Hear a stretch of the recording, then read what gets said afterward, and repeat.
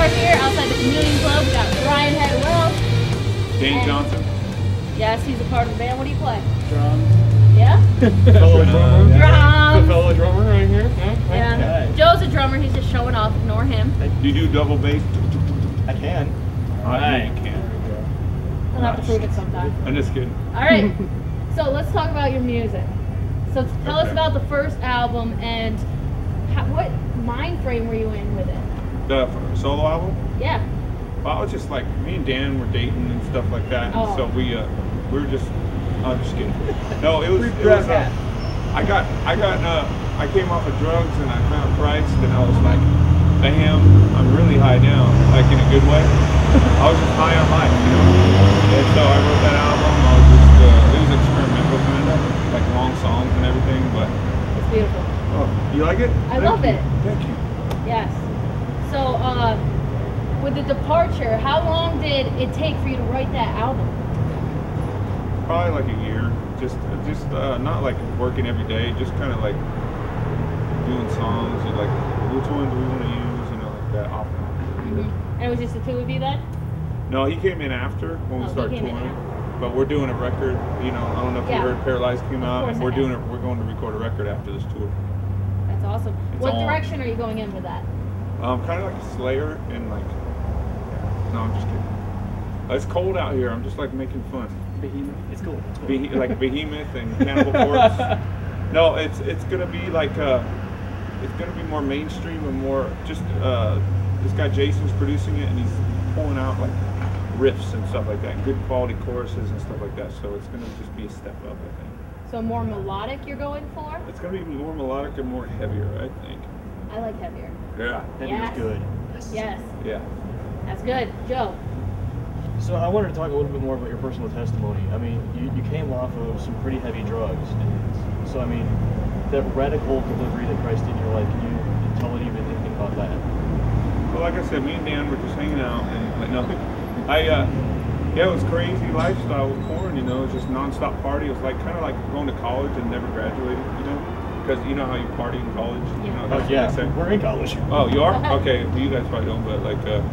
Anyway, it was just like non-stop beer, free drugs, everything like that for years and years and years. And when I ended up at a church, I was like, man, is this real or are these people like cult leaders? So I went home and started praying. I was like, you know, Lord, are you real? Save me. I'm going to be dead. My daughter's going to lose me. And I was just real like that. And then I started feeling like His presence come in and like, you know, I just had these thoughts, I can't do this no more to myself, you know. Bam, it was over. So your daughter was a really big inspiration then? Yeah. Very cool. Very totally. So when did the books come into play, and what like gave you the idea to write your testimony and such in a book? My manager at the time, I wanted to do music. My manager at the time said, "Hey, I got you a book deal." And I was like, "No thanks, go get a record deal."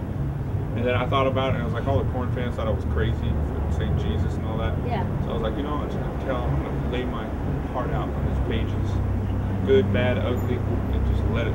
That way, no one can say nothing to me ever again. Say, just read the book, leave me alone. You know what I mean? It was an explanation, and it was a testimony, so it was good. It was. So there's 2 books out. Is there a plan for a 3rd? I don't know. Is there? Yeah, I'm writing one about it. Oh, you're writing a book. As soon as we break up and get mad at each other, he's gonna write a book about me and how horrible I am. Got it. Diary of a Madman. Yep. All right. So tell us about the next album. No, go ahead. Tell us about the next album. Next album's gonna be awesome. Let's see, predictions. I think it's gonna be what people want. Yeah, that's a good. No, seriously, I'm not even joking. Our new record is gonna be what people want. I really feel that. Because everyone's like, you should, telling him like, oh, you should write stuff that's more like the old Korn and everything like that. I think a lot of the riffs are, but it's got like a new touch with like choruses. Yeah. Big choruses and like heavy grooves. Lots of blast beats. Yeah. Just kidding, not blast beats. Well, Joe was just saying earlier What's a about blast Korn. beat? If I can go on a little soapbox here and just say that my personal opinion, because I grew up on Korn, I've always been a metal guy my whole life, and I don't like the if there's been this whole dynamic of, I honestly believe that the talent of Korn left with you.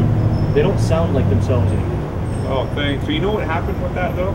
they were changing their direction when I was in the band because they wanted to go work with other producers and do like more of the like poppy stuff, and I didn't want to. So I think that's their style was changing then, and my style was like, oh, I'm a metalhead, you know, I want to keep it like that. So that's why that is.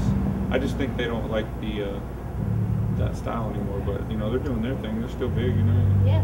Do you keep close with those guys, or have you just? No. Okay, touchy topic. No, yes, actually, it's a great time to ask that because they came out on tour to say hi. Two of them.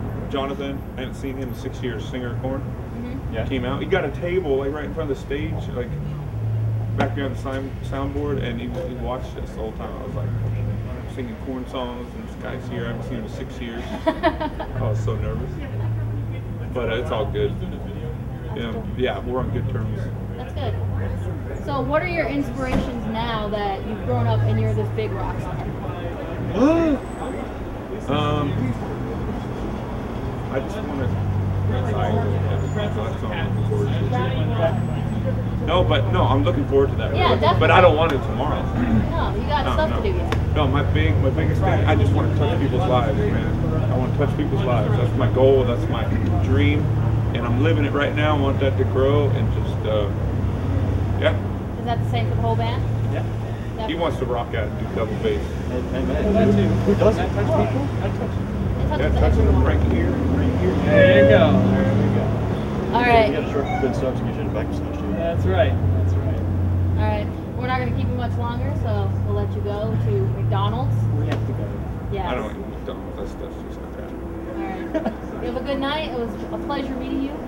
Okay. Meet again someday. All right. See you guys. See ya. Later! Look at my face, I'm all sucked up. I think I'll sleep